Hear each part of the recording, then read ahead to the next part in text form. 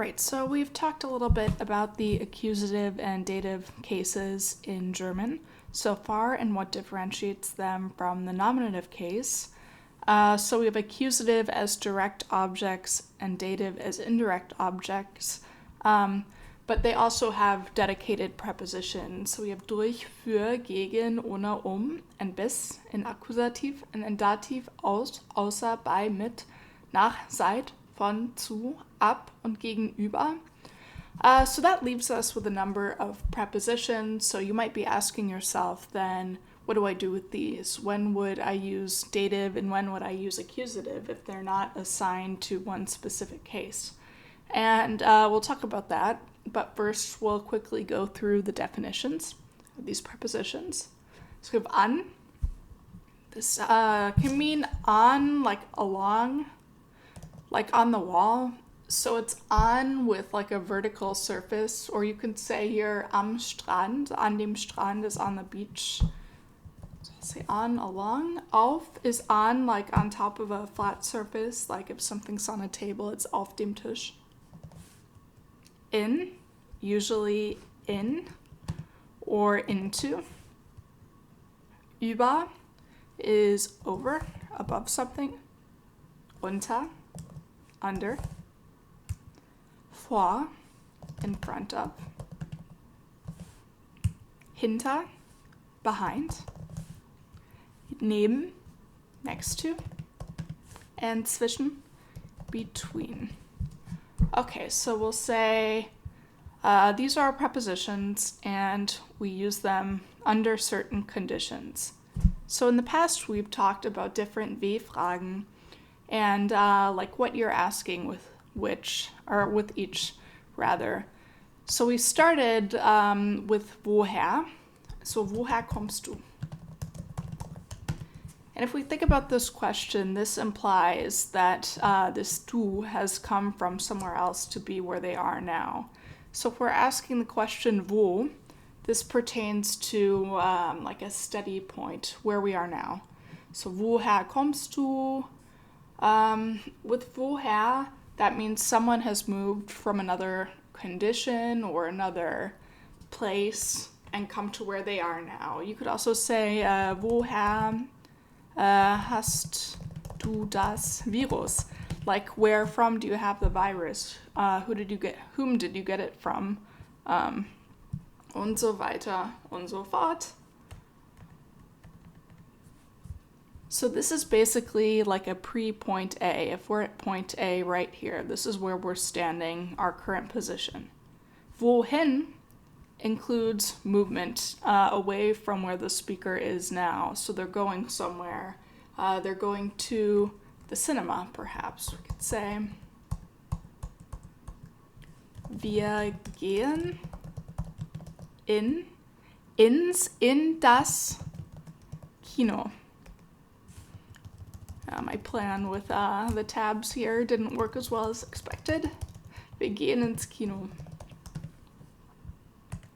So, woher kommen wir und wohin gehen wir? Where did we come from and where are we going?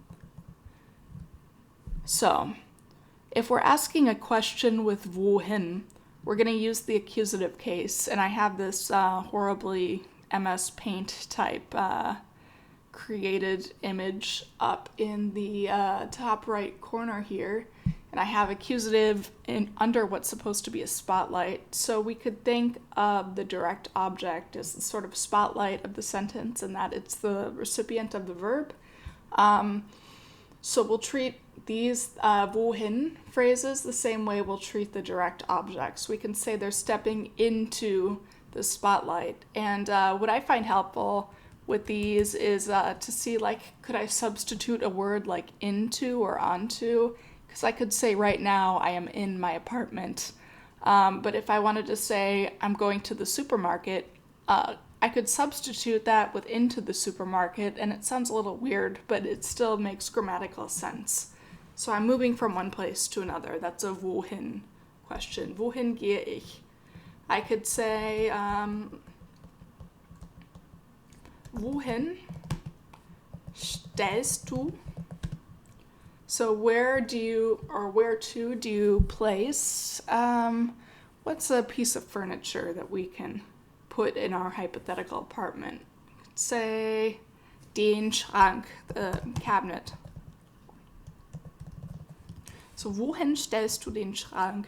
So there's a motion there where the Schrank, the cabinet, is getting put into a certain position.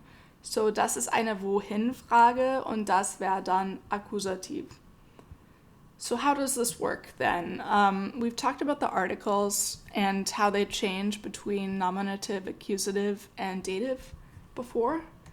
In practice, see, wir gehen ins Kino here as an example. That is a contraction for in das. So wir gehen in das Kino is like we are going into the cinema. Hang on. You pulled that. I could say, to answer this question, ich stelle den Schrank. And you see den because this is in fact the direct object. This is what's being placed. But then I will say in die Ecke instead of in der Ecke because I'm putting it into the corner. There is a motion there. However, if I wanted to say I'm just standing in the corner because, I don't know, I'm at a party and I'm feeling awkward and I'm a wallflower, so it's like I'm standing in the corner, I'm not having fun, I would say ich stehe in der Ecke und ich habe keinen Spaß. So this is, I know the columns are messed up now, but these were supposed to go under their corresponding question words. So the question here we would be answering is wo stehe ich oder wo bin ich? There's no motion or change of condition here, so I'm just here in the corner, not moving. So if we look at these other prepositions, we've got a few we've seen. So im is a contraction you've probably also seen before. So we'll say der Künstler, the artist, ist im Studio oder im Atelier. So we have in dem, again no motion here.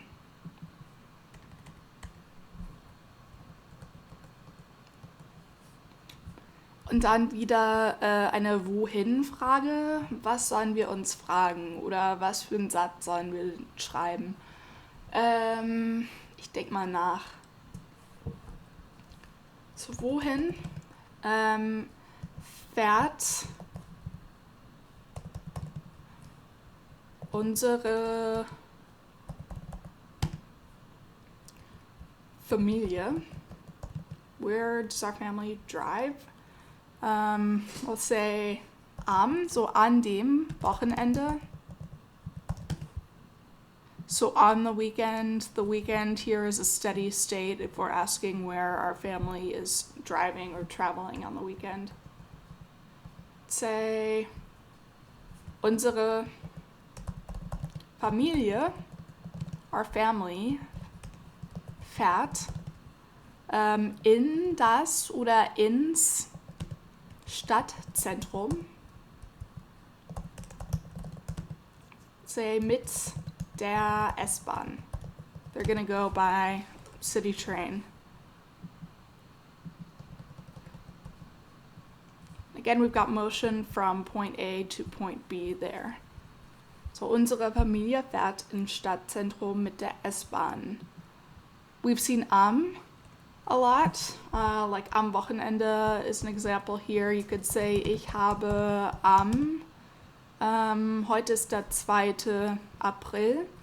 We could say ich habe am 2.4. Geburtstag.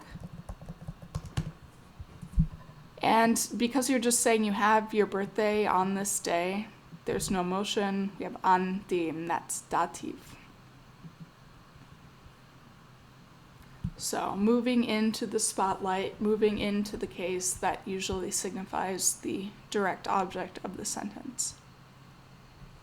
I could say, ich hänge das Bild an die Wand, like I'm hanging the photo onto the wall or the picture.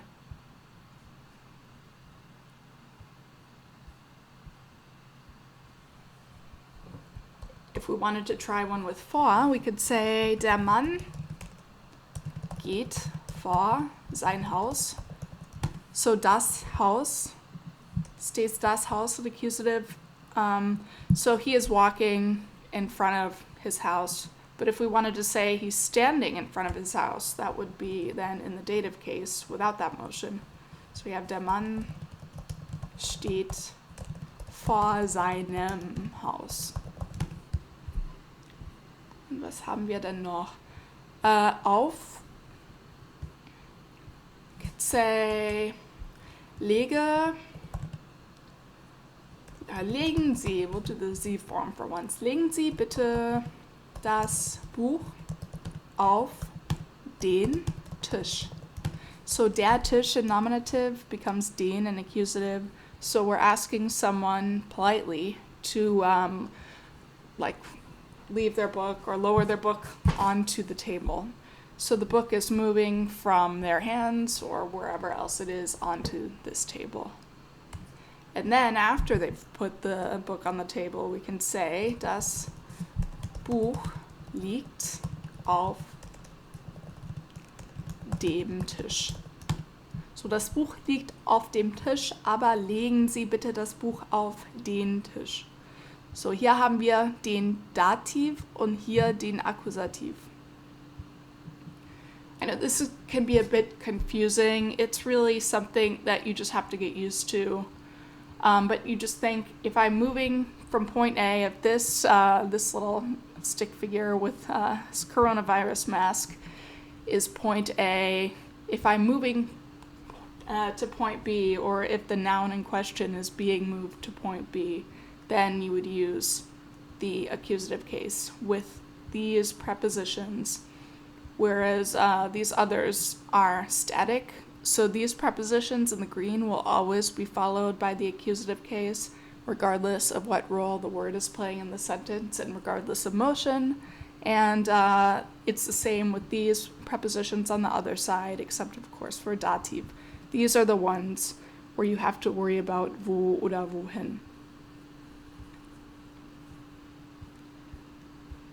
So just before I sign off here, I wanted to let you all know that there is a very helpful website where you can do exercises with these, and they have a nice list of these prepositions as well, and what they can mean, and example sentences, and I will link that in the description, and maybe if you have some extra time, you can practice these.